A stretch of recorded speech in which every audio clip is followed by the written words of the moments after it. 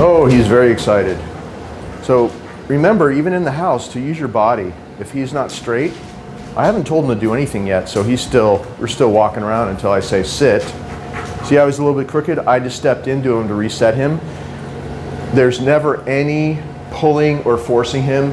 If he's crooked or not going your way, you go towards him and use your body to reset him, and he'll end up right next to you, and there'll be no struggling on the leash. And that rule goes for wherever you are. So he's sitting. We're going to do the harder parts of the mat exercise. He's on my left, very excited. With my right hand, I'm going to pat his chest and say, go to your mat, down.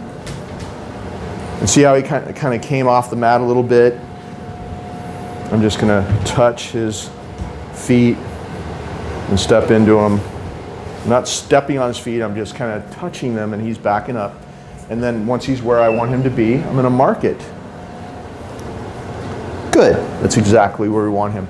Don't worry if sometimes he's a little bit to one side or the other. The important thing is that he's on the mat and that he stays there throughout the exercise. If he gets really crooked, he's hanging off the mat, then you want to change that. But this is fine. And of course, he's a little bit more agitated.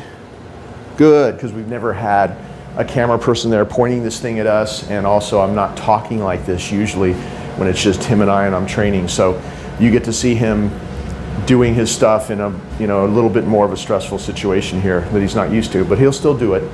So we've already done that walk around stuff before in the first section.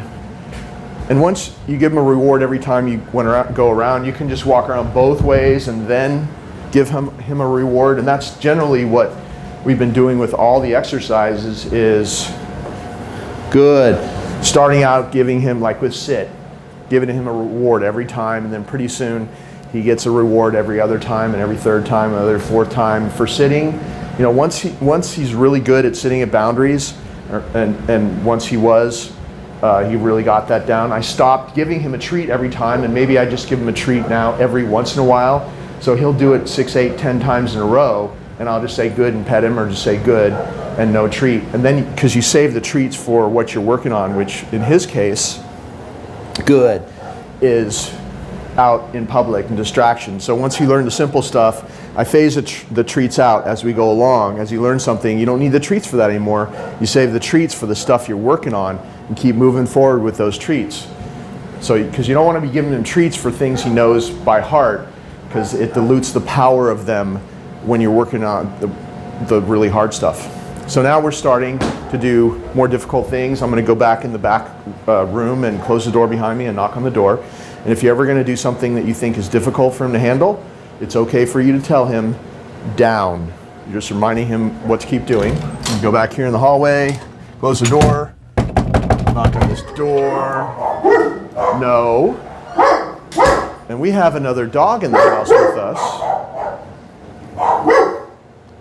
Good, that just started, and it was the dog barking that triggered him to get up. And see, he got surprised, but he went back down on his own, and I rewarded him because that was really hard.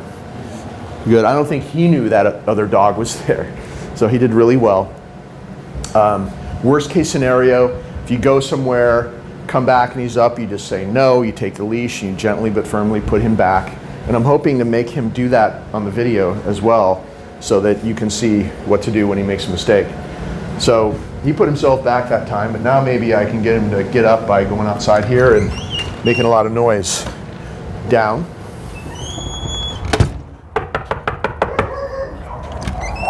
Good. No. He touched my hand there, so I said no and I pulled it away. Good. And when he does something exceptional like that, give him a double reward. Instead of one piece of this natural balance sausage, I gave him 2 pieces of it. Down. Doorbell, mail slot. It's me at the window, banging on the window. Mail slot, doorbell again. Knocking on the door. Very good. Big reward. Good, he stayed calm. Got a big reward, triple reward for that. So they know the difference between portions. So if he does something exceptional, the distraction's big, he gets a big reward if he does it correctly. If it's a little tiny easy thing, he gets a small reward.